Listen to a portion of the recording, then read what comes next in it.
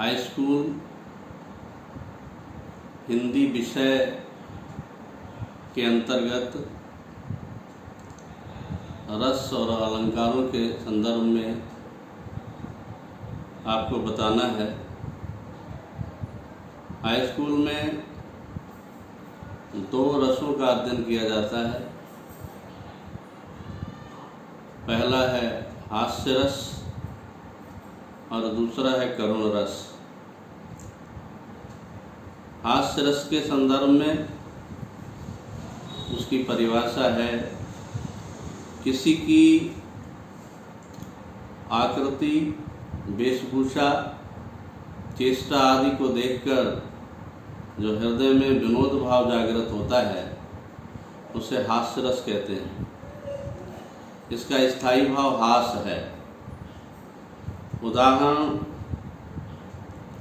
बिंद के वासी उदासी तपोव्रत धारी महाबिनु नारी दुखारे, गौतम तिये तरी तुलसी सुकथा सुनिभे मुनिवृंद सुखारे, हुए हैं सबय हुए हैं शिला सब चंद्रमुखी, परसे पद मंजुल कंज तिहारे, कीनी भली रघुनायक जू करुणा करी कानन को पगधारे।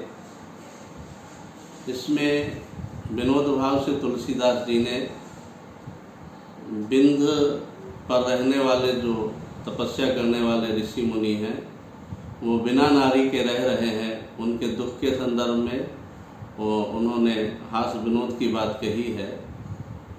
गौतम जी की स्त्री तर गई, ये कथा सुनकर के जो मुनिवृंद हैं वो बड़े सुख को प्राप्त होते हैं और सोचने लगते हैं कि यहाँ तो बहुत सी शिलाएँ हैं, वो सब चंद्रमुखी अर्थात स्त्रियाँ बन जाएंगी। बहुत अच्छा किया रघुनाथ जी ने जो उन्होंने कानन अर्थात जंगल के लिए प्रस्थान किया है, अपने पैर रखे हैं। तो ये हास्य विनोद की बात हुई है। इसके अतिरिक्त एक गणेश जी का है, मोदक लेकर नाचते थुल बाल गणेश, पेट पीठ हिलने लगे हंसते शिवा शिवेश। ये भी हंसी का ही है। और एक शिव विवाह का है, शीश पर गंगा हंसे भोजनी भुजंगा हंसे, हास ही को दंगा भयो नंगा के ब्याह में। एक रस हो गया उसमें। अभी जब ओके ग्रस किसी प्रिय वस्तु, व्यक्ति आदि के अनिष्ट की आशंका अथवा उसके विनाश से उत्पन्न क्षोभ अथवा संवेगात्मक स्थिति को करुण रस कहा जाता है। इसका स्थायी भाव शोक है। उदाहरण उस सीता विरह का है, हे खग मृग हे मधुकर श्रेणी, तुम देखी सीता मृग नैनी। इसके बाद एक उदाहरण वो गोपियों का विरह है, विप्रलंब है, चहुदिस कान कान कही टेरत, आंसुअन वाहत पनारे। और अगला उदाहरण और है वो महाराज दशरथ के निधन का, महाविकल रोवई सब रानी, रूप तेज गुणशील बखानी, परहि भूम तल बारहि बारा, करहि विलाप अनेक प्रकारा। तो इस तरीके से ये 2 रसों का क्रम हुआ। इसके बाद अलंकारों की बात आती है।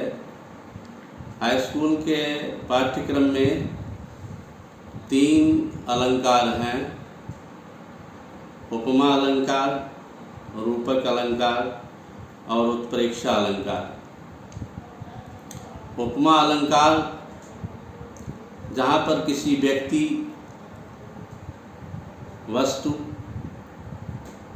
उपमेय की किसी अन्य व्यक्ति या वस्तु उपमान से समान गुण धर्म के आधार पर समानता की जाए या तुलना की जाए, वहाँ उपमा अलंकार होता है।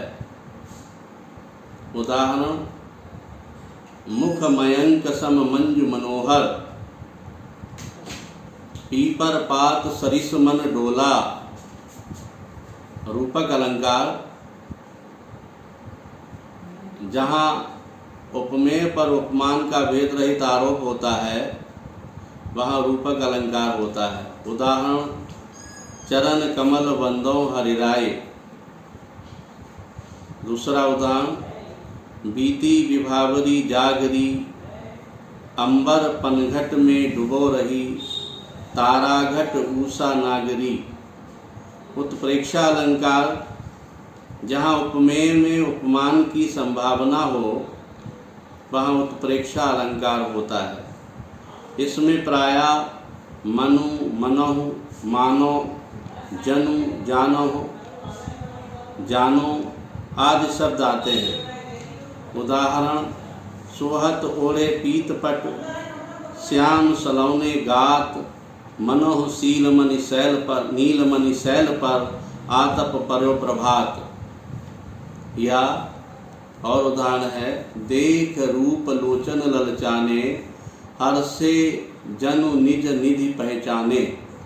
ये 3 अलंकार के संदर्भ में आपको बताया। हाई स्कूल पाठ्यक्रम में 3 अलंकार ही हैं। मैंने 2-2 उदाहरण इनके बताए हैं। सभी बच्चे